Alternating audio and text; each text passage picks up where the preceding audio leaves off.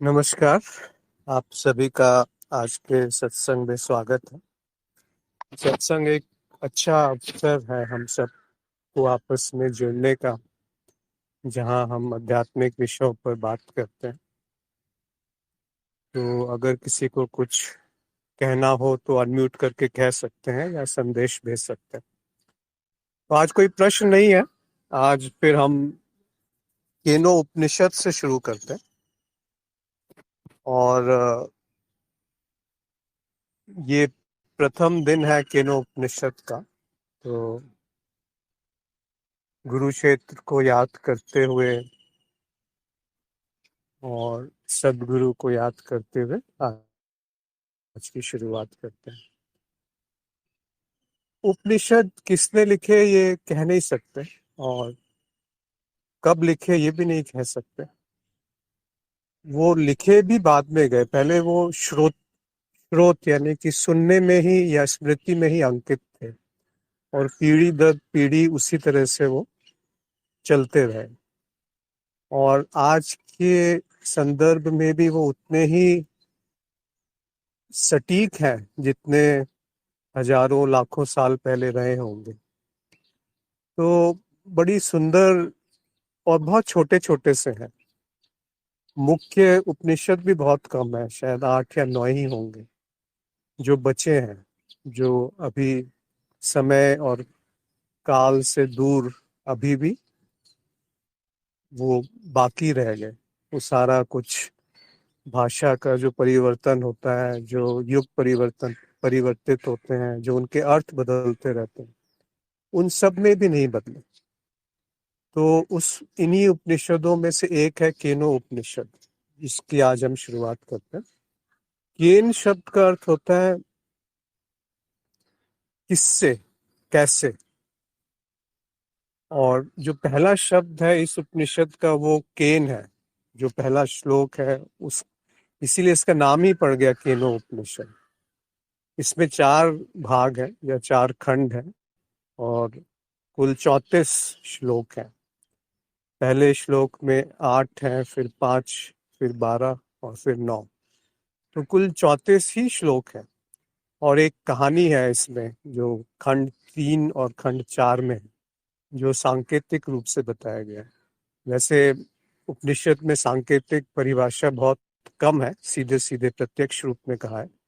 और उपनिषद में एक और खास बात है कि ये बिल्कुल शुरू से शुरू नहीं करते हैं। ये मान के चलते हैं कि जो पूछ रहा है और जो बताया जा रहा है, तो जो शिष्य है वो पहले ही बहुत साधना कर चुका है, वो पहले ही अध्यात्म में गहराई में उतर चुका है।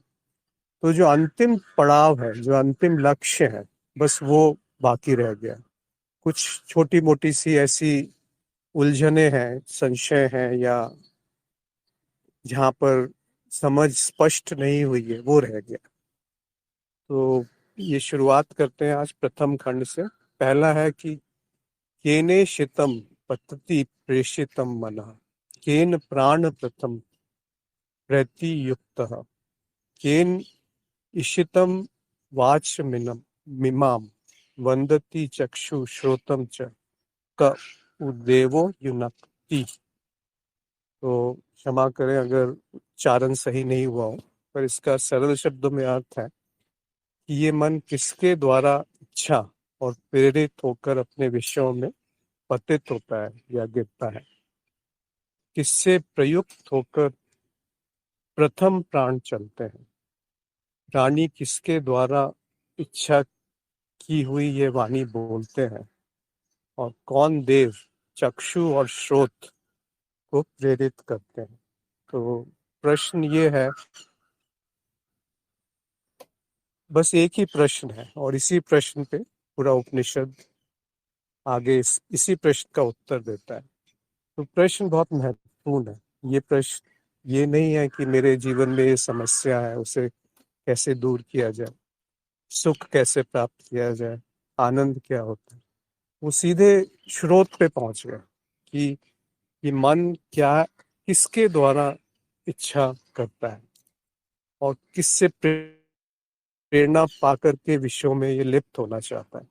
लिप्त होना चाहता है यानी उसमें गिर जाता है, पतित हो जाता है, उसमें वो एक तरह से उसका पतन हो जाता है। और किससे ये प्राण चलते हैं, क्या है जो प्राणों में गति दे रहा है, और प्राणी किसके द्वारा, क्योंकि कुछ भी आप बोलेंगे तो कुछ पीछे इच्छा होती है, तो वो क्या है शक्ति, इच्छा शक्ति, या ऐसी कौन सी इच्छा है जिससे उसको बोलने का भी के लिए प्रेरणा मिलती है, क्यों बोलता है वो?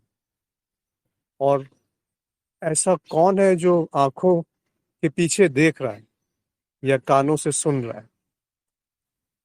तो ये सब सांकेतिक है, मतलब जैसे इन्होंने कान और आंखों की बात करी है, तो कान और आंख जो है, पूरा जो संसार है वो ज्ञानेंद्रियों से चलता है, तो कान और आंख केवल एक उपमा के रूप में पूछे गए। आप इन्हीं को स्पर्श, गंध और रस में भी आगे बढ़ा सकते हैं, क्योंकि वो जो देखने के लिए और सुनने के लिए सही है, वो बाकी तीनों इंद्रियों के लिए भी सही बैठेगा। तो पूरा का पूरा जो वस्तु जगत है, जो संसार निर्मित है, वो जब तक ज्ञान नहीं होता इंद्रियों के द्वारा, तब तक उसका कोई अस्तित्व नहीं है, तब तक वो है या नहीं है ये जानना भी मुश्किल होगा। तो इसीलिए सांकेतिक रूप से उन्होंने आंख और कान की बात करी। उसके बाद उन्होंने वाणी की बात करी, जिससे जो कर्मेंद्रियों को संकेत करता है। तो जो पांचों कर्मेंद्रियां हैं, उसको अगर एक कर्मेंद्रिय कर्म इंद्रिय जो सही है, तो वो सभी के लिए सही बैठेगा। तो पांचों कर्मेंद्रियां इसमें आ गई।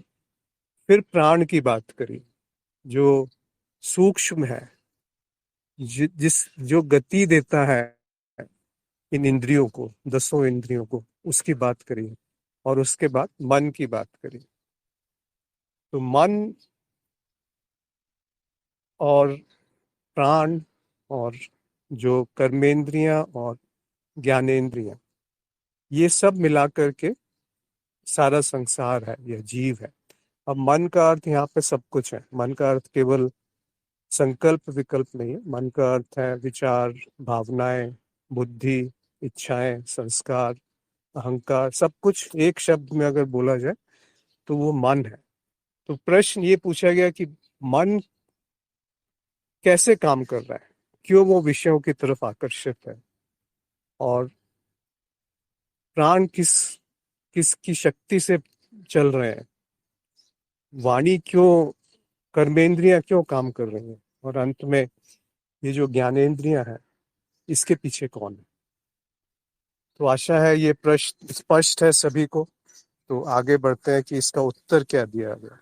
ये प्रश्न शायद सभी साधकों के जीवन में आते ही हैं, इस तरह के प्रश्न कि ये है क्या जो पूरा का पूरा चल रहा है घटना चक्र या जीवन। इसको अगर आप सरल शब्दों में पूछें कि जीवन क्या है, क्योंकि जीवन इनके अलावा और क्या है। अगर उसमें से ज्ञानेंद्रियां, कर्मेंद्रियां, मन बुद्धि, प्राण और मन बुद्धि चित्त और अहंकार ये हटा दें, तो जीवन क्या बचेगा। इसके भिन्न जीवन को आप कैसे जांच सकते हैं या पहचान सकते हैं या परख सकते हैं। तो प्रश्न बिल्कुल मौलिक है और बिल्कुल सटीक है और एकदम सीधा है। इसमें कोई भूमिका नहीं है, इसमें कोई तैयारी नहीं है, इसमें कोई कोई भी ऐसा नहीं कहा दिया कि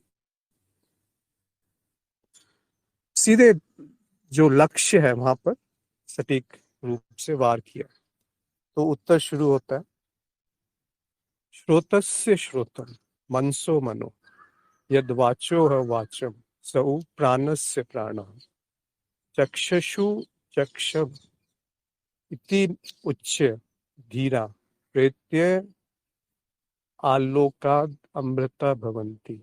जो श्रोत का श्रोत है, जो मन का मन है, जो वाणी की वाणी है, और जो प्राण का प्राण है, और जो चक्षु का चक्षु है, धीर पुरुष यानी कि जो धैर्यवान पुरुष हैं, जो ज्ञानी पुरुष हैं, संसार को इस तरह से जान करके इससे मुक्त हो जाते हैं या अमर हो जाते हैं। तो पहले ही श्लोक में जब उत्तर शुरू हुआ, तो उन्होंने सीधे वार करना शुरू कर दिया कि जो कान का कान है, जो श्रोत का अर्थ है जो सुनने की शक्ति या श्रोतेंद्रिय, तो जो उसका भी स्रोत है, यानी जिससे सुना जाता है, जो मन का भी मन है, मन जिसकी शक्ति से काम करता है, जो वाणी की भी वाणी है, मतलब वाणी को जहाँ से शक्ति मिलती है कुछ बोलने के लिए, प्रेरणा मिलती है, और जो प्राण का भी प्राण है, जिसके आधार पे प्राण प्रवाहित होते हैं, बहते हैं, और जो देखने के भी को भी देखने वाला है, चक्षु का भी चक्षु है, आंखों की भी आंखें हैं, ऐसा जो जानता है संसार को, और ऐसे जो अपने स्वरूप की तरह या स्रोत की तरफ बढ़ता है, वो ज्ञानी पुरुष अमृत तत्व को प्राप्त करता है, या इस लोक में रहते हुए भी वो मुक्त ही हो जाता है एक तरीके से। तो इस पे मनन कीजिए, अगर कुछ संशय है इस पे तो जरूर पूछिए। पर उन्होंने पहले ही स्पष्ट करना शुरू कर दिया कि भाई, तुम जो समझते हो कि तुम हो, वो नहीं हो, क्योंकि तुम अपने आप को क्या समझते हो? तुम अपने आप को या तो शरीर समझ सकते हो, या इंद्रिय, या प्राण, या मन। तो इन चारों को उन्होंने खारिज कर दिया, हटा दिया, एक ही साथ हटा दिया, क्योंकि जो कहा कि इसके पीछे जो है, जो सुन रहे हो, उसके पीछे जो है वो ब्रह्म है। आगे इन्होंने ब्रह्म शब्द का उपयोग किया है, अभी शायद नहीं किया, पर वो ब्रह्म है। फिर जो मन के पीछे है, जो जहां से मन शक्ति प्राप्त करता है, जैसे उदाहरण के लिए अगर कोई व्यक्ति की मृत्यु हो गई, तो अब उसको ना तो दिखाई दे रहा है, ना सुनाई पड़ रहा है, ना बोल पा रहा है, ना कुछ उसका मन में विचार चल रहा है। उस शरीर को आप जला दो या दफना दो, कोई उसमें प्रतिक्रिया नहीं होती। तो ऐसा कैसे संभव है? कुछ तो है जो उसके पीछे था, जिससे कि वाणी बोल पा रही थी, जिससे कि मन में विचार उत्पन्न हो रहे थे, जिससे कि इंद्रियां काम कर रही थी, कर्मेंद्रियां, और जिससे कि ज्ञान अर्जन हो रहा था, जहाँ ज्ञान संग्रहित हो रहा था। तो वो जो भी था, वो उससे परे था, जो कि प्रकट है, या जो मान लिया गया है कि मैं हूँ। तो एक तरीके से ये भी नेति नेति की ही प्रक्रिया है, पर अलग तरह से उसको समझाया है, अलग तरीके से। किसी को कैसे समझ में आए ये जाना नहीं जा सकता, किसी को किस किस रूप में वो समझ आ जाए ये नहीं कहा जा सकता। इसीलिए उपनिषदों में या शास्त्रों में या गुरु जन जो हुए हैं, उन्होंने अलग अलग तरीके से, अलग अलग संदर्भ में, परिप्रेक्ष्य में उसी ज्ञान को प्रकाशित किया है, उसी ज्ञान की व्याख्या की है। तो जो कानों से का भी कान है, मतलब उसका भी जो उद्गम स्रोत स्थल है, वो ब्रह्म है। जो मन का भी मन है, जो वाणी की भी वाणी है, और जो प्राण का भी प्राण है। तो सब कुछ इसमें समाहित हो गया, सारी के सारी वस्तुएं, सारी इंद्रियां, ज्ञानेंद्रियां और कर्मेंद्रियां, प्राण और मन, बस यही कुछ तो है। इसके अलावा और कुछ अनुभव में आता है कभी किसी को, या कभी आ सकता है, या संभव है? तो यही सब मिला करके उन्होंने कहा कि इसके पीछे जो है, ये सब जड़, और इसमें चैतन्य चित्त नहीं है, मतलब इनमें जानने की शक्ति नहीं है, इस सब में ये जड़ है एक तरीके से। तो इनको जो चैतन्य प्रदान कर रहा है, जो प्रदान करता है, वो ब्रह्म है। फिर आगे बढ़ते हैं कि न तत्र चक्षु गच्छति, न वाग गच्छति, न मनः। इस पे भी किसी को कोई संदेह ना रह जाए, तो आगे से इसको और स्पष्टता से वो बयान कर रहे हैं कि न तत्र चक्षु गच्छति, वहां कोई आंख नहीं जा सकती, न वाग गच्छति, न मनः, न वहां पे वाणी का कोई प्रवेश है, और न मन का। न विद्यो न विजानीमो यथेत तद अनुशिष्यात्, अन्य देव तद विदित तथो अविदित अतथदि इति श्रूषिम पूर्वेशाम ये नस्तद व्याच चक्षिरे। यानी इसका अर्थ जो है वो ये है कि जहाँ नेत्रेंद्रिय नहीं जाती, जहाँ नेत्र नहीं जा सकते, जहाँ आंखें नहीं जा सकती, वाणी नहीं जाती, मन नहीं जाता, प्राण नहीं जाते, और जिस प्रकार शिष्य को इस भ्रम का उपदेश करना चाहिए वो मैं नहीं जानता, वो हमारी समझ में नहीं आता, वह विदित से भिन्न है तथा अविदित से भी परे है। विदित का अर्थ जिसको जाना जा सकता है, जो प्रकट है, और अविदित का अर्थ जो जाना नहीं जा सकता, जो अप्रकट है। ना तो वो प्रकट है, प्रकट से भिन्न है, और अप्रकट से भी भिन्न है। ऐसा हमने पूर्व पुरुषों से सुना है, यानी कि जो पूर्व में गुरु रहे हैं पहले, उन्होंने ऐसा कहा है, जिन्होंने हमारे प्रति इसका व्याख्यान किया है। तो अब एक पहले उन्होंने प्रश्न का उत्तर दिया कि जो कान का कान है, जो मन का मन है, जो प्राण का प्राण है, या वाणी का वाणी है। अब उसको और समझा रहे हैं कि वहां आंख जा ही नहीं सकती, वहां पे वाणी उसको बयान नहीं कर सकती, वहां मन नहीं पहुंच सकता, और वो विदित भी नहीं है, मतलब उसको जाना नहीं जा सकता, और वो अविदित भी नहीं है। ऐसा भी नहीं है कि उसको नहीं जाना जा सके, क्योंकि जो भी प्रकट है वो वही है, और जो अप्रकट है वो भी वही है। तो उसको कैसे आप बयान करेंगे? तो इस तरीके से गुरु या शास्त्रों में गुरुजनों ने कहा है, या शास्त्रों में इसको बयान किया गया। तो पहले कहा कि वो कान के पीछे जो शक्ति है वो है। फिर कहा कि वहां पहुंच ही नहीं सकते, मतलब कान वहां पे जा नहीं सकते, उसको सुन नहीं सकते, उसको देख नहीं सकते, उसके बारे में बोल नहीं सकते, और उसमें प्राण भी वहां नहीं पहुंच सकते। परंतु वो नहीं जाना जा सकता ऐसा भी नहीं है, और वो जाना जा सकता है ऐसा भी नहीं है। तो दोनों ही बातें उन्होंने एक साथ कह दी कि ना विदित है ना अविदित है। यानी उसको आप ये कहो कि उसको जाना ही नहीं जा सकता, उसके बारे में बोला ही नहीं जा सकता, वो भी असत्य है। और ये कहो कि उसके बारे में बोला जा सकता है, उसको जाना जा सकता है, ये भी असत्य है। बड़ी विचित्र सी स्थिति हो गई कि आप, वो स्रोत है कानों का, लेकिन कान उसको सुन नहीं सकते, वहां पहुंच नहीं सकते। वो स्रोत है देखने का, पर आंखें उसको देख नहीं सकते। जैसे आंखों की बात करें, तो आंखों से दिखता है, इसीलिए हम आंखों का अस्तित्व मान लेते हैं। वैसे तो देखा जाए, आंखें स्वयं की कोई आंखें नहीं देख सकता। स्वयं की आंखें देखने के लिए या तो उसकी छवि देख सकता है, या प्रतिबिंब देख सकता है, या कोई और, किसी और की आंखें आप देख करके ये कल्पना कर सकते हैं कि मेरी आंखें भी ऐसी ही हैं। परंतु अपनी आंखें कोई नहीं देख सकता, केवल उसके प्रतिबिंब देख रहा है। प्रतिबिंब में भी प्रकाश दिख रहा है, जो प्रतिबिंब, प्रकाश प्रतिबिंबित हुआ है वो दिख रहा है। तो आंखें नहीं दिखती, प्रकाश दिखता है। तो अब ये बड़ी विचित्र सी स्थिति है कि जिससे देखा जा रहा है उसको नहीं देखा जा सकता, उसके स्रोत तक नहीं पहुंचा जा सकता। इसीलिए वो एक एक करके आपके जो धारणाएं हैं या मान्यताएं हैं उन पे प्रहार करते हैं, उनको नष्ट कर रहे हैं। कि वहां पर देखना नहीं पहुंच सकता, यानी कि उसको देखा नहीं जा सकता, वहां पर वाणी नहीं पहुंच सकती, और वहां पर मन नहीं पहुंच सकता। गच्छति का अर्थ होता है पहुंचना।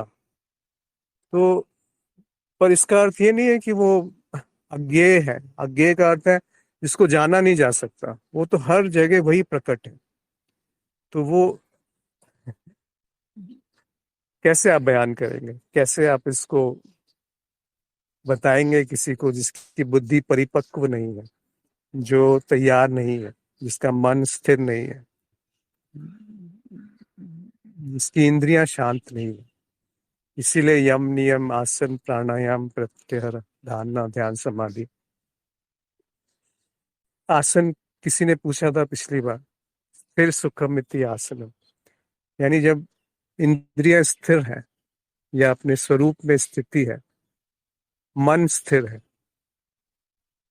शरीर शांत है और अंदर एक प्रसन्नता है, सुख है, तब जाकर के आसन लगता है। और आसन कब लगता है? जब यम नियम पूरे हो चुके होते हैं, जो दसों के दसों आपके अहिंसा, सत्य, अस्तेय, ब्रह्मचर्य, परिग्रह और शौच, संतोष, तप, स्वाध्याय, ईश्वर प्रणिधान, जब ये सब पूरे हो गए तब जाकर के आसन लगता है। और उसके बाद का प्रयत्न शैथिल्य अनंत समाप्तिभ्याम, यानी कि जब प्रयत्न छूट जाता है, शिथिल हो जाता है, समाप्त हो जाता है, तब आसन लगता है। आसन का अर्थ है कि प्रयत्न छूट गया। और अनंत समाप्तिभ्याम, आपके जो विचार हैं वो उस अनंत की तरफ भागने लगते हैं। तत् द्वंद अनभिघात, यानी कि उस समय सारे द्वंद छूट जाते हैं, सारे संशय छूट जाते हैं। बाहर बेशक द्वंद रहे कि सुख है या दुख है, अच्छा है या बुरा है, सही है या गलत है, पर अंदर से मन में स्थिरता है और सुख है। तो वो स्थिर और सुख मन तैयार होता है उस ब्रह्म को जानने के लिए, कि वो अविदित भी है, अविदित भी है, वो जाना भी जाना है और वो अज्ञेय भी है। क्योंकि जो भी जाना जाएगा वो उससे भिन्न कुछ नहीं होगा। तो जो जड़ है वो जड़ को नहीं जान सकता। सबसे सूक्ष्म चीज आप समझते हैं विचार है, पर एक विचार दूसरे विचार को नहीं जान सकता। अगर विचार नहीं है तो आप ये नहीं जान पाएंगे कि मैं हूं। विचार से ही आप अपने होने को मानते हैं कि मैं हूं, या व्यक्त कर सकते हैं कि मैं हूं। तो वो जड़ है। तो जो सबसे सूक्ष्म चीज है वो जड़ है। और विचार से ही संकल्प या इच्छाएं प्रकट होती हैं, और विचार से ही आप अपने आप को कुछ व्यक्ति मानते हैं या व्यक्तित्व मानते हैं। तो आखिरी आज इस पे बात करते हैं, जो चौथा है कि यद वाचा न अभ्युदितम येन वाग अभ्युदते तदेव ब्रह्म त्वम विद्धि न इदम यतम इदम उपासते। बहुत सुंदर श्लोक है। इसी तरह से उन्होंने सबको समाप्त कर दिया, एक नाश कर दिया, नष्ट कर दिया एक एक करके। उन्होंने वाणी से शुरू किया, यत वाचा न अभ्युदितम, जो वाणी से प्रकाशित नहीं है। येन वाग्य अभ्युदिते, किंतु जिससे वाणी प्रकाशित होती है, उसी को तू ब्रह्म जान। तदेव ब्रह्म त्वम विद्धि न इदम यतम इदम उपासते। न इदम यतम, यहाँ पर जो लोग हैं, जो व्यक्ति हैं, इदम उपासते, जिसकी उपासना कर रहे हैं या पूजा कर रहे हैं, वो ब्रह्म नहीं है।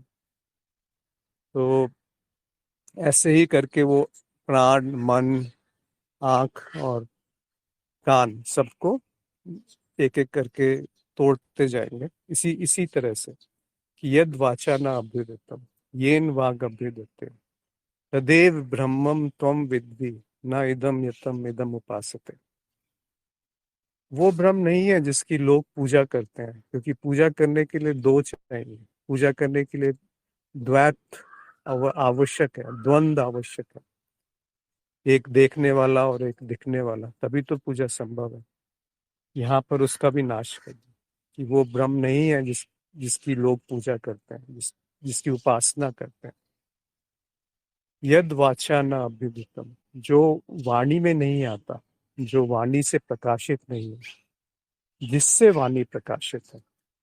ये बहुत सुंदर तरीके से इसको व्यक्त किया है कि वो नहीं जिससे, जो वाणी की पकड़ में आ जाए, पर जिससे वाणी प्रकाशित है। वो नहीं जो वाणी व्यक्त कर पाए, पर जिससे वाणी में व्यक्त करने की क्षमता है, वो ब्रह्म है।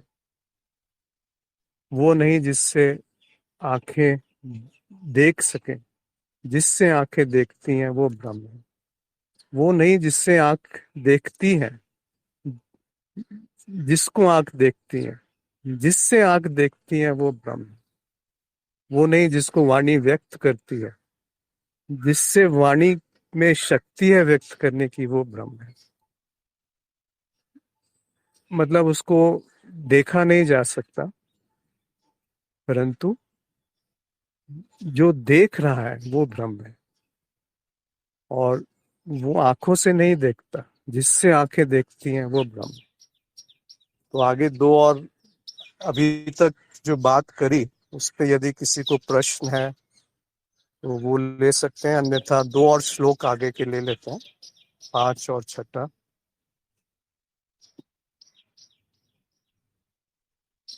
या पूरे ही 8 ले लेते हैं क्योंकि वो सब एक जैसे ही हैं, बाकी के जो 4 हैं मैं यहाँ पेस्ट कर देता हूँ।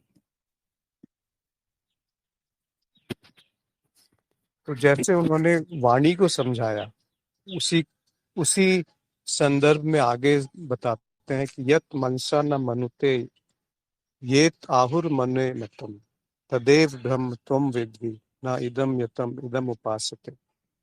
जो मन से मनन नहीं करता बल्कि जिससे मन मनन करता है उसी को तू ब्रह्म जान। जिसकी लोग उपासना करते हैं वो ब्रह्म नहीं है। यत चक्षुषा न पश्यति येन चक्षुषु पश्यति तदेव ब्रह्म त्वम विद्धि न इदम यतम इदम उपासते। जो नेत्र से नहीं देखता बल्कि जिससे नेत्र देखते हैं उसी को तू ब्रह्म जान। जिसकी लोग उपासना करते हैं वो ब्रह्म नहीं है। यत श्रोतेन न शुनेति यत्र येन श्रोतम इदम श्रुतम तदेव ब्रह्म त्वम विद्धि न इदम यत इदम उपासते। जो कानों से नहीं सुनता बल्कि जिससे ये कान सुनते हैं उसी को तू ब्रह्म जान। जिसकी लोग उपासना करते हैं वो ब्रह्म नहीं है। यत प्राणेन न प्राणिति येन प्राणेन प्राणीयते तदेव ब्रह्म त्वम विद्धि न इदम यतम इदम उपासते। जो प्राणों की गति से श्वास या प्रश्वास नहीं लेता बल्कि प्राण जिसके द्वारा कार्य करते हैं तू उसको ब्रह्म जान। जिसकी लोग उपासना करते हैं वो ब्रह्म नहीं है। तो उसी चीज को एक एक करके उन्होंने बोला, पहले वाणी फिर मन, कि जिससे मन जानता है वो ब्रह्म है, जिसको मन जानता है वो ब्रह्म नहीं है। जो नेत्र से नहीं देखता, अब यहाँ पर एक और इन्होंने धारणा को तोड़ा है, मान्यता को तोड़ा है कि आप समझते हैं कि आप जीव हैं। तो यदि आप जीव को ब्रह्म से भिन्न मानते हैं तो उस धारणा को तोड़ने के लिए उन्होंने कहा जो नेत्र से नहीं देखता, मतलब जो आंखों से नहीं देखता। आंखों से देखने वाला क्या है? जीव है या मन है, तो या अहंकार है या स्मृति है या कुछ भी ऐसी कल्पना है जो आप स्वयं को मान बैठे हैं, जो स्वतंत्र है उस सत्ता से, जिस शक्ति से वो आंखें देख रही हैं। तो जैसे ही ये भेद उत्पन्न होता है, भिन्नता उत्पन्न होती है, वहां पर जाकर के उसको तोड़ने के लिए उन्होंने ये कहा कि जो नेत्र से नहीं देखता बल्कि जिससे नेत्र देखते हैं उसको तू ब्रह्म जान। ये बहुत सुंदर अभिव्यक्ति है अध्यात्म के अंतिम सत्य की, कि जिस जिससे आंखें नहीं देखती, मतलब जो नेत्र से नहीं देखता, मतलब जो आंखों से नहीं देखता बल्कि जिससे आंखें देखती है वो ब्रह्म।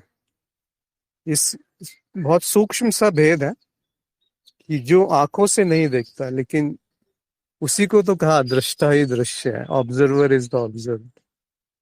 यानी कि जो आप समझते हो कि आप हो देखने वाले, काम करने वाले, दृष्टा या भोक्ता या कर्ता या कर्म आपके हैं या कुछ भी आपका है या कुछ भी आपका नहीं है, वो सारी मान्यताएं, धारणाएं एक शब्द से छूट जाती है कि यद चक्षुषा न पश्यति। जो आंखों से नहीं देखता, येन चक्षुषी चक्षुंशी पश्यति, जिससे आंखें देखती हैं। ये आप जहां पर भी बुद्धि भटके तो इसको याद कर लें कि जो बुद्धि से नहीं सोचता, जिससे बुद्धि सोचती है, जो मन से नहीं जानता, जिससे मन जाना जाता है, जो वाणी से नहीं बोलता, जिससे वाणी बोलती है, जो कानों से नहीं सुनता, जिससे कान सुनते हैं, जो प्राणों में नहीं बहता, जिससे प्राण बहते हैं। ये एक भ्रम वाक्य ही है। एक कितना सुंदर वाक्य है, जिससे आंखें नहीं देखती, जिस जो आंखों से नहीं दिखता, तीन चीज तरह से देखिए इसको। जो आंखों से देखा नहीं जा सकता, जो आंखों से नहीं देखता, और जो देखा गया है वो भ्रम नहीं है। इन तीनों को अगर आप तोड़ेंगे तब आप पाएंगे कि जिससे आंखें देखती हैं वो भ्रम, वो शक्ति, वो ऊर्जा। अब ऊर्जा और शक्ति और शब्दों का प्रयोग किया गया है क्योंकि और कोई शब्द नहीं है यहाँ पे। आप दृष्टा कह लीजिए, साक्षी कह लीजिए, और वो भी शब्द है, वो भी वाणी में अभिव्यक्त हो गए, इसीलिए वो भी ब्रह्म नहीं है। तो अगले जो खंड है, द्वितीय जो अध्याय है इसका, उसमें वो भी इसको तोड़ देंगे कि जो ये समझता है कि मैं जानता हूँ वो नहीं जानता, और जो जानता है कि मैं नहीं जानता वो ही जानता है, और जो जानता है कि मैं जान ही नहीं सकता वो भी नहीं जानता। तो जो ऐसे जानता है कि मैं उसको जानता भी हूँ और नहीं भी जानता हूँ वो ही जानता है। तो ये आगे जाकर के दूसरे अध्याय में इस पर और अभिव्यक्त होगी। पर आज का जो प्रथम खंड है उसमें अगर इतना ही याद रखा जाए कि जो आंखों से नहीं देखता बल्कि जिससे आंखें देखती हैं वो ब्रह्म है। इसी को आप मन में, वाणी में, बुद्धि में, प्राण में, कर्मेंद्रियों में, ज्ञानेंद्रियों में, या जो भी अहंकार में, स्मृति में, कर्म में, इच्छाओं में, कहीं पर भी आप इसको लगा सकते हैं। इसी नियम को आप लागू कर सकते हैं और आप पाएंगे कि ये सब में सत्य बैठता है कि जिससे आंखें नहीं देखती, जो आंखों से नहीं देखता बल्कि जिससे आंखें देखती वो ब्रह्म। तो इसी पे मनन कीजिए। इसी आज के जो खंड था इस पे यदि किसी का कोई प्रश्न है तो वो पूछ सकते हैं, या कुछ स्पष्ट नहीं हुआ है तो, या हो सकता है कहीं पे कोई त्रुटि है तो उसको भी आप लोग अपने अपने मत उस पर रख सकते हैं, अपने विचार रख सकते हैं कि आप आपसे सहमत नहीं हूं मैं, मेरा अनुभव ऐसा नहीं है। इस तरीके से भी आप इस पे मनन करके अपने विचार व्यक्त कर सकते हैं कि ये तो बात सत्य नहीं है, ये बात तो और घुमाने वाली है। अगर किसी को ऐसा लगता है तो अवश्य उसको प्रकट करें, क्योंकि किसी के कहने से नहीं मानना, किसी के बोलने से नहीं मानना, केवल सुनने मात्र से नहीं मानना, चाहे वो किसी ने भी कहा हो। अगर वो आपके प्रत्यक्ष अनुभव में प्रकट नहीं है, अगर वो तर्क में नहीं बैठ रहा, तो उसको नहीं मानना, नहीं तो वो एक मान्यता के रूप में प्रकट हो जाएगा। तो तीन है, जैसे उपनिषद है, रमन महर्षि हैं, या जे कृष्णमूर्ति हैं, जिद्दू कृष्णमूर्ति। तो जिद्दू कृष्णमूर्ति ने क्या कहा कि जब देखने वाला हट गया और केवल देखना मात्र रह गया तो वो साक्षी है, वो साक्षी भाव है। रमन महर्षि ने कहा था जब अहम वृत्ति हट गई, जो अहम वृत्ति का अर्थ है कि जो हमने अपने आसपास तान पूरा जाला बिछा रखा है कि मैं अच्छा हूँ, मैं बुरा हूँ, मैं इस पद पर हूँ, मैंने ये किया, मैंने ये नहीं किया, जब ये इस तरह से वृत्तियां हटने लगी तो जो बच गया वो गायब हो जाता है, वो कहीं रहता नहीं।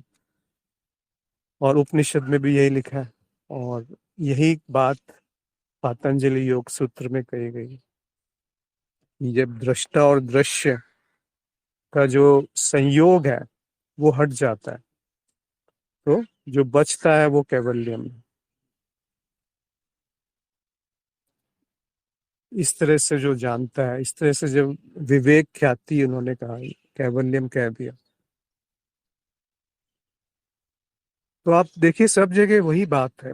जो भी गुरु हुए हैं आज तक, जिन्होंने अपने स्वरूप को पहचाना और उसको अभिव्यक्त करने का प्रयास किया, तो वो ऐसे ही अभिव्यक्त हुए। तो यदि कोई कुछ पूछ, रमाकांत जी ने लिखा है जो दृश्य भी है, जो दृष्टा भी है, जो केवल दृश्य नहीं हो सकता वो केवल दृष्टा नहीं हो सकता, भी नहीं हो सकता। जी सही कहा आपने कि जो दृश्य है और जो दृष्टा है वो दोनों एक ही है। अगर हम केवल दृश्य पे ध्यान केंद्रित करेंगे तब भी चूक हो जाएगी, और यदि केवल दृष्टा पर ध्यान केंद्रित करेंगे तो भी चूक हो जाएगी। तो जो दृश्य है वही दृष्टा है, और जो दृष्टा है वही दृश्य है। दोनों में कोई भेद नहीं है। ये अंतिम सत्य है। इसके अलावा और कुछ कहने के लिए रह नहीं जाता। इसके अलावा कुछ ज्ञान है नहीं। इसके अलावा अध्यात्म में कुछ नहीं। अध्यात्म का अर्थ ही है कि जो दृष्टा है वही दृश्य है, और जो दृश्य है वही दृष्टा है। ज्यादातर लोग, 90% लोग दृश्य को स्वयं मान करके चलते हैं, 90 या उससे भी ज्यादा। कुछ लोग हैं जो दृश्य से के स्रोत को ढूंढते हैं, जो आज इन उपनिषद से हमने यात्रा शुरू करी थी, उसका स्रोत क्या है। तो वहां वो पाएंगे कि जो उसका भी स्रोत है वो ब्रह्म है।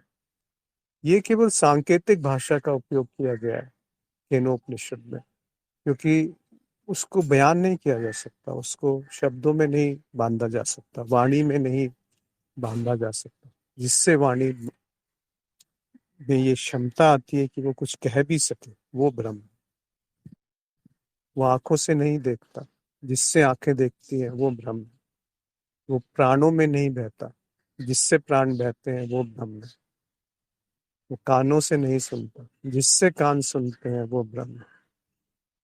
तो इस तरह से जानेंगे तो इस परिभाषा में आपको दृष्टा और दृश्य में भेद नहीं दिखेगा, क्योंकि जिससे आंखें देख रही हैं वो स्वयं को ही देख रही हैं। तो भेद मिट गया इस वाक्य में। जिससे आंखें नहीं देख, जिस जो आंखों से नहीं देखता, जिससे आंखें देखती हैं। तो जो आंखों से देखता है वहीं तक हमारी बुद्धि की पहुंच है कि वो है।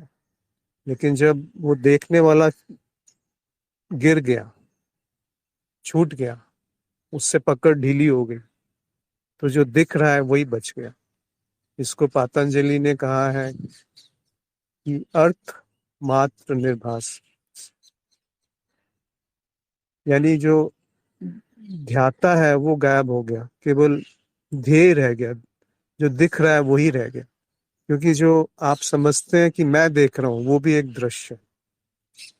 वो जो मैं कहते ही वो एक दृश्य हो गया, या मैं देख रहा हूं कहते ही वो दृश्य हो गया।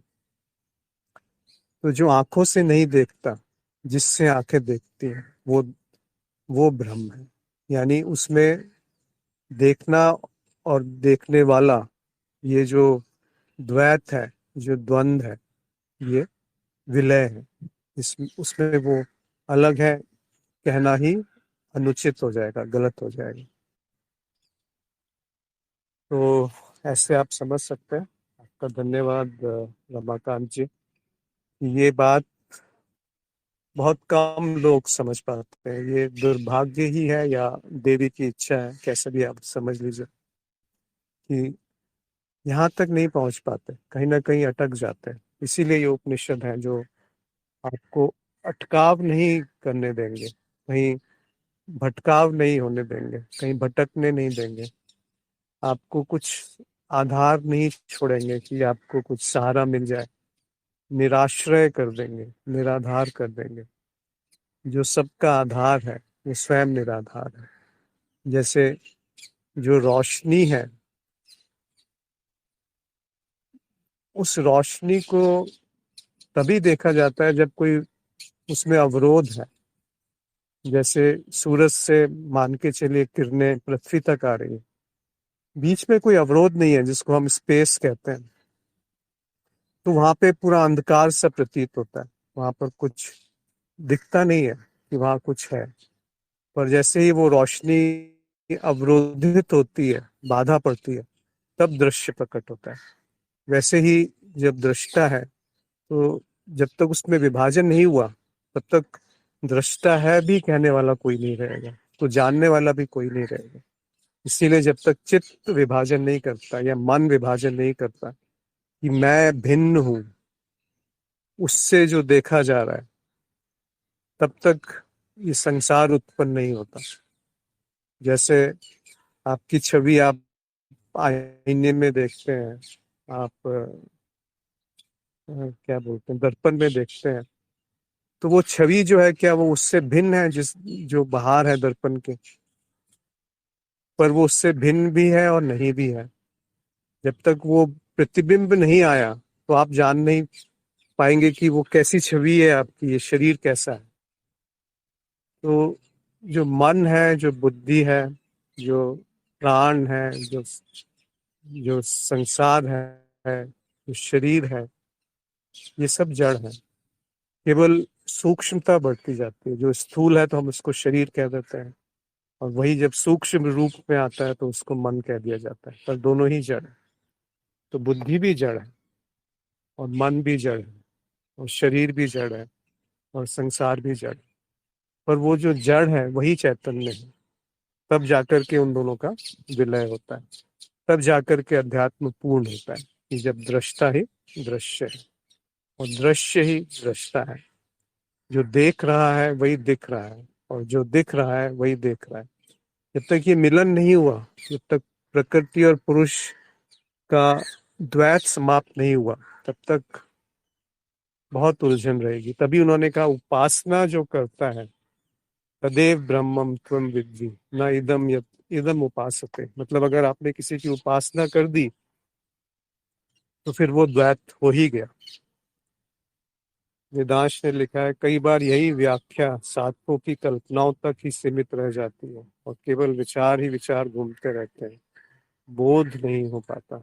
जी, ये बोध जो है ना बहुत सुंदर शब्द है, आत्मबोध। यानी जो आपका स्वरूप है, जब तक उसका बोध नहीं होता, ज्ञान शब्द नहीं कहा उन्होंने, बोध कहा, जो होकर हुआ जाता है। ब्रह्म को जान करके ब्रह्म को नहीं जाना जाता, ब्रह्म होकर के ब्रह्म को जाना जाता है। यानी कि जो भावना है वो आप भावना जब तक होते नहीं है तब तक आप जान नहीं पाते वो क्या है। जैसे कोई ईर्ष्या है तो वो ईर्ष्या ही हो जाता है, तब ईर्ष्या का पता चलता है कि ईर्ष्या थी। ऐसे ही जब क्रोध है तो वो क्रोध ही बन जाता है। ऐसे ही जो ब्रह्म है वो संसार ही बन गया। ऐसे ही जो ब्रह्म है वो मन ही बन गया। ऐसा नहीं है कि कोई प्रक्रिया है यहाँ पर, ऐसा भी नहीं है कि कोई उद्देश्य है, ऐसा भी नहीं है कि कोई क्रम है, ऐसा भी नहीं है कि कोई वासना है। बस वो स्वयं ऐसा बन गया। ऐसा कहने के लिए कह देते हैं कि वासना है, पर वो वासना भी तो खेल है, वो वासना भी तो जड़ है, वो वासना भी तो दृश्य है, और वो जो दृश्य है वो दृष्टा से भिन्न नहीं है। तो केवल अद्वैत है। यहाँ पर फिर वाणी को मौन हो जाना उचित है। यहाँ फिर दृष्टा दृश्य का भेद करना भी उचित नहीं है। यहाँ पर कुछ बोलना उचित नहीं है। यहाँ पर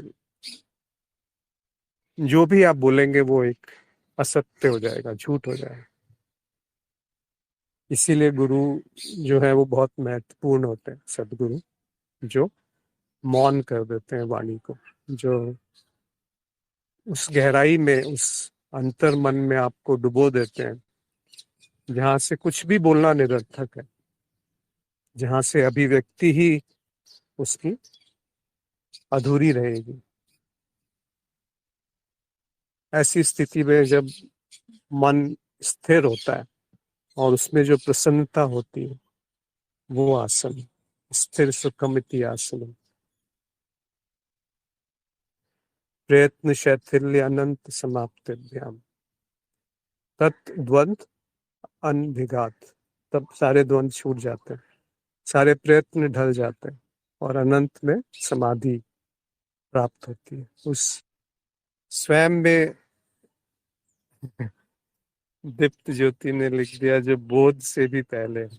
बहुत सुंदर। देखिए अगर इस तरह का भाव आ गया ना तो वो समझ लीजिए कि दिशा सही है। जैसे कहा उन्होंने कि जो आंखों से नहीं देखता, जिससे आंखें देखती हैं, तो जो बोध का भी बोध है, बोध कहाँ से हो रहा है? आप उसे ज्ञान कह लीजिए, आप उसे विचार कह लीजिए, आप उसे संस्कार कह लीजिए, चित्त कह लीजिए, मन कह लीजिए, पर वो कहाँ से है? तो जो भी आप अंतिम सिरा पकड़ेंगे उसका भी जो स्रोत है वो ब्रह्म है। और वो जो स्रोत है वही अभिव्यक्त है, वो उससे भिन्न नहीं है जो अभिव्यक्त है।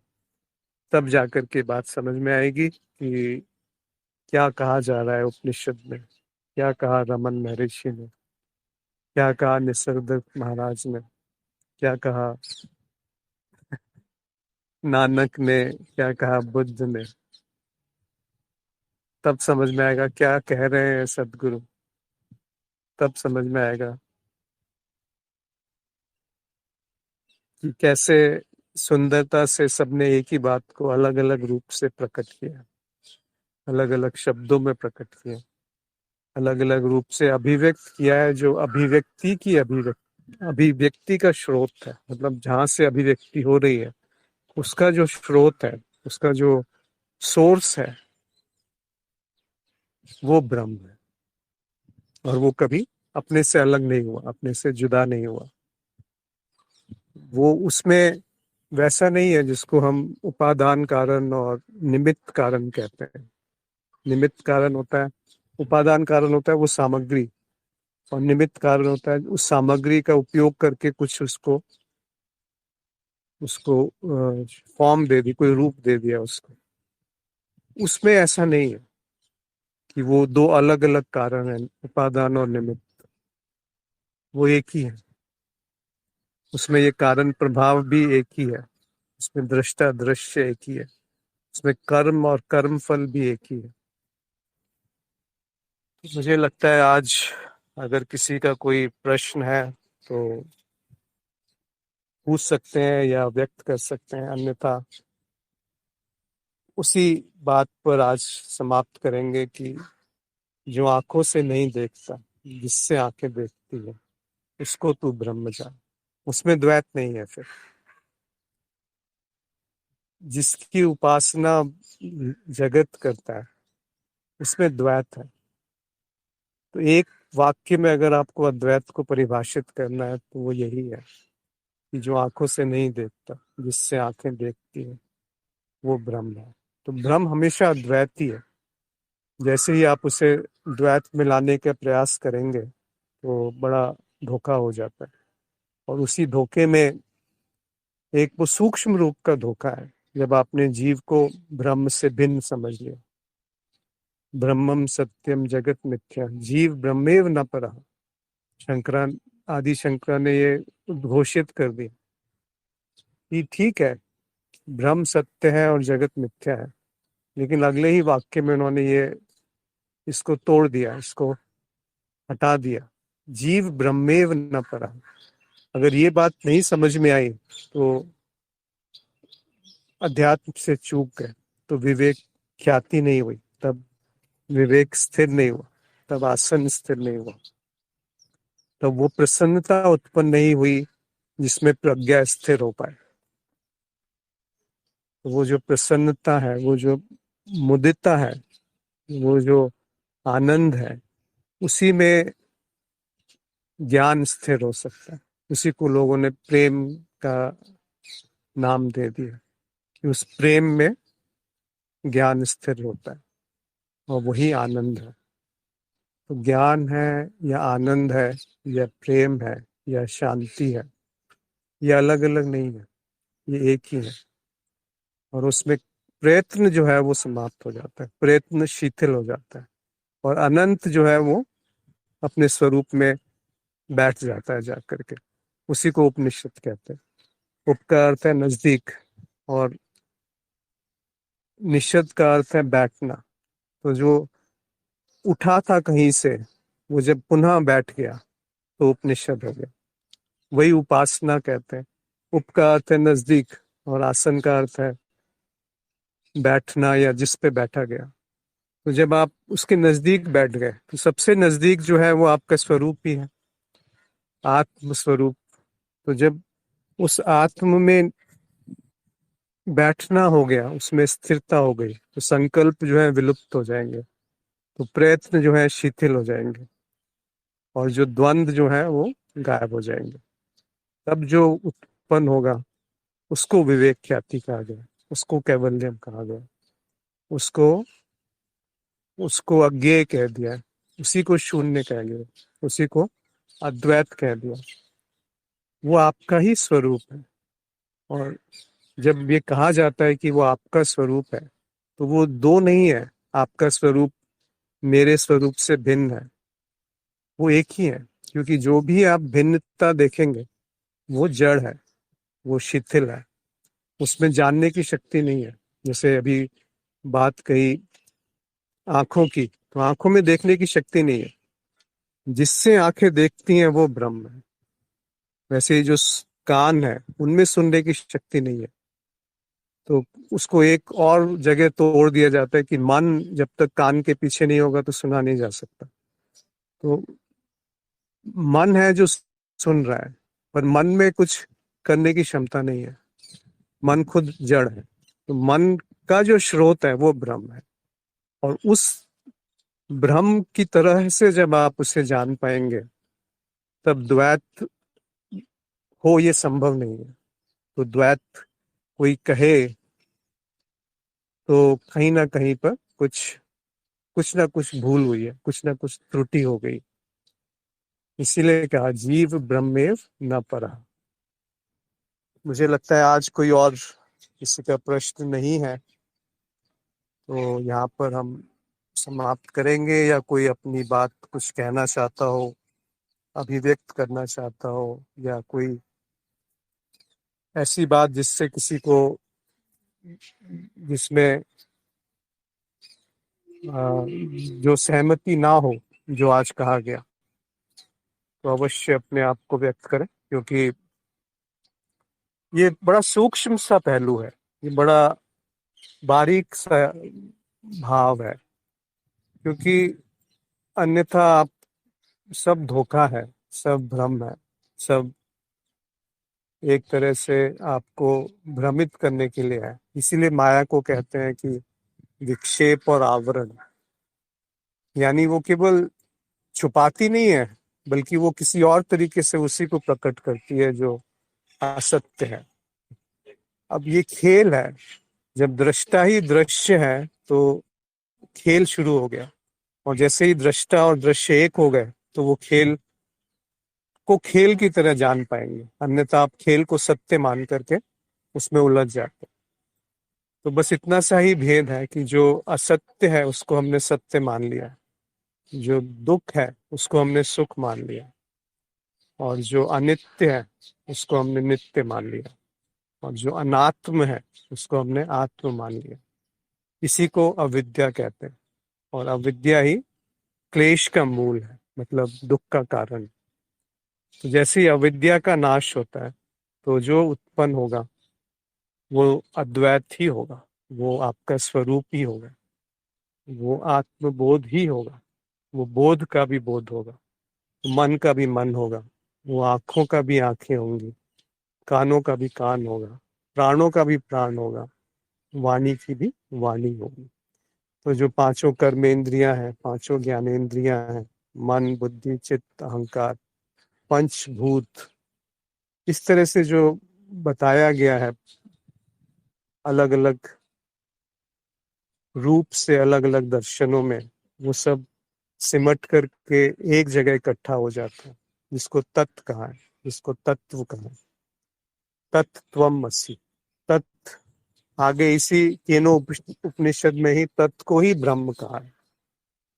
तो उसको हम आगे जैसे जाएंगे तो चर्चा करेंगे। तो यदि आज किसी का कोई प्रश्न नहीं है, तो यहाँ पर हम समाप्त करते हैं। आप सभी का बहुत बहुत आभार, और आज जुड़ने के लिए नमस्कार।